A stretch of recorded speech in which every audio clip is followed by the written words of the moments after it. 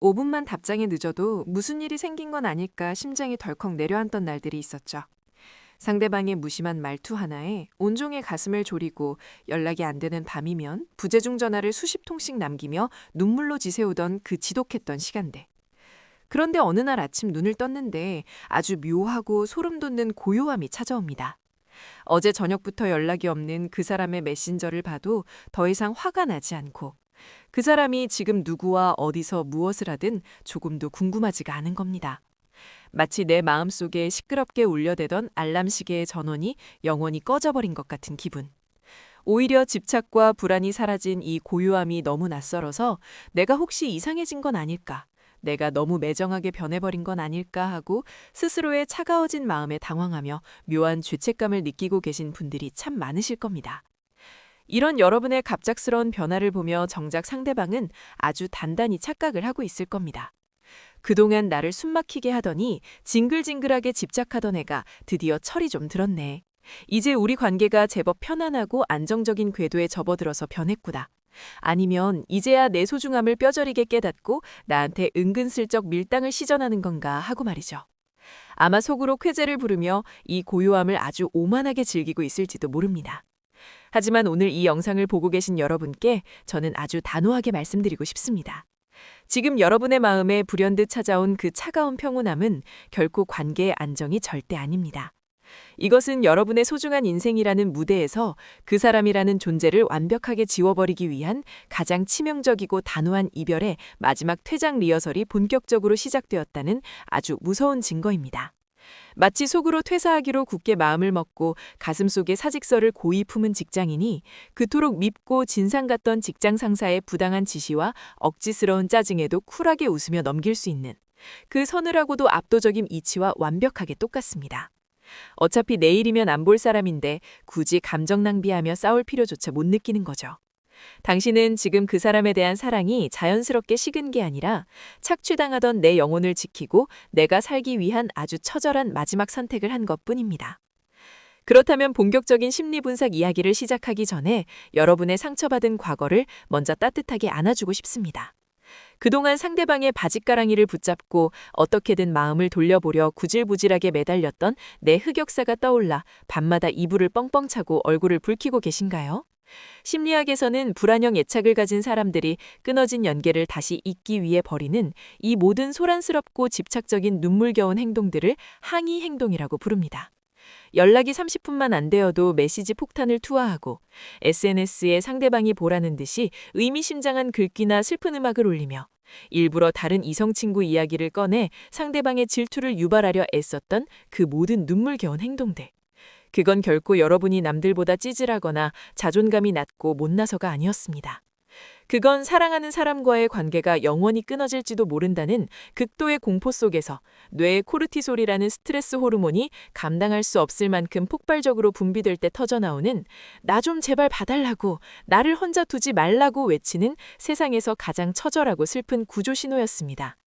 마치 깊고 차가운 물에 빠진 사람이 살고 싶어서 옆에 있는 구조대원의 멱살을 잡고 미친 듯이 발버둥치며 수면 위로 올라오려 했던 생존 본능과 완벽하게 같았던 거죠. 그러니 과거의 내 모습을 혐오하지 마세요. 여러분의 그 지독했던 집착은 역설적이로도 관계를 끝까지 지키기 위한 가장 헌신적이고 눈물겨운 사랑 고백이자 최선을 다한 발버둥이었습니다. 그렇게 살려달라고 처절하게 비명을 질렀는데도 상대방은 끝내 묵묵부답으로 일관하며 차가운 등을 보였죠. 어떤 보상도 돌아오지 않는 지독한 짝사랑의 굴레 속에서 그러자 여러분의 뇌는 더 이상의 멘탈 방전과 자아의 붕괴를 막기 위해 아주 중대한 결정을 스스로 내립니다. 바로 에너지의 역전 현상, 즉 심리학에서 말하는 탐색 시스템의 재활성화 단계에 본격적으로 진입한 겁니다. 원래 불안형 연인들의 세상은 온통 상대방이라는 거대한 행성을 중심으로 빙글빙글 궤도를 도는 인공위성 같습니다. 오늘 저 사람 기분은 어떨까?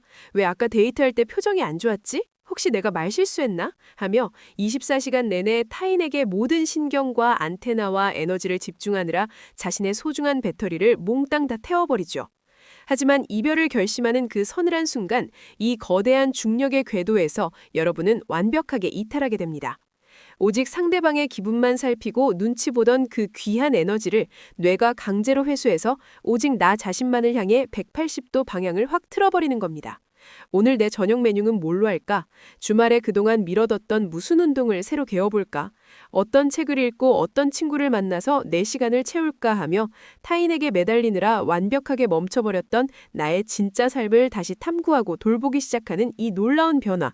이건 여러분이 갑자기 쿨해진 게 아니라 당신이라는 독성물질 없이도 어떻게든 내가 살아남기 위한 아주 건강하고 위대한 이기주의가 발동한 필연적인 결과입니다.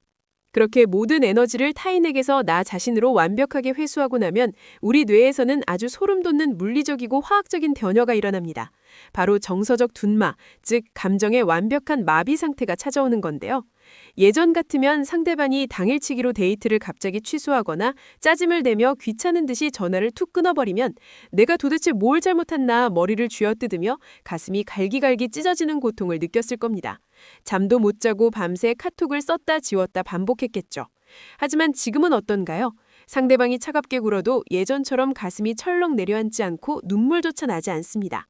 그저 그래 알았어 맘대로 해 라며 마치 텔레비전에서 남의 집 불구경하듯 아주 무미건조하고 영혼 없이 대답하는 낯선 자신을 발견하게 될 겁니다. 이건 여러분이 하루아침에 감정을 못 느끼는 소시오패스가 되어서가 아닙니다.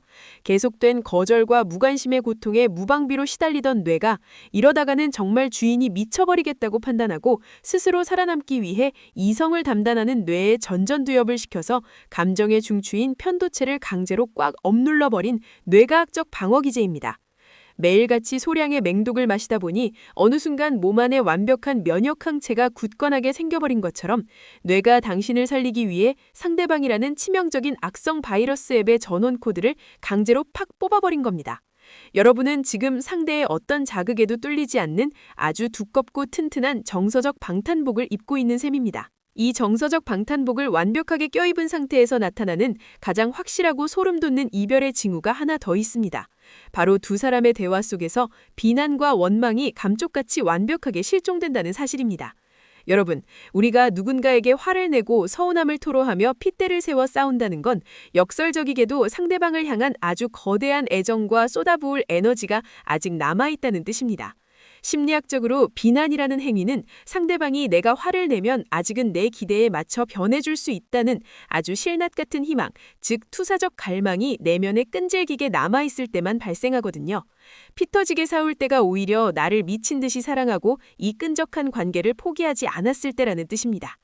하지만 뇌의 감정 스위치가 완전히 꺼지고 마비된 지금 여러분에게 상대와 감정을 섞어가며 싸우는 건 그저 비효율적인 시간 낭비이자 지독한 감정의 사치가 되어버렸습니다. 너 어떻게 나한테 이럴 수 있어? 내가 얼마나 힘들었는지 알아? 라며 폭풍 같은 분노를 쏟아내던 눈물의 주인공이 이제는 상대가 무슨 짓을 하던 굳이 따져 묻거나 가르치려 들지 않고 아 그랬구나 알겠어 그래 네 말이 다 맞아 라는 짧은 단답으로 대화를 허무하게 끝내버립니다.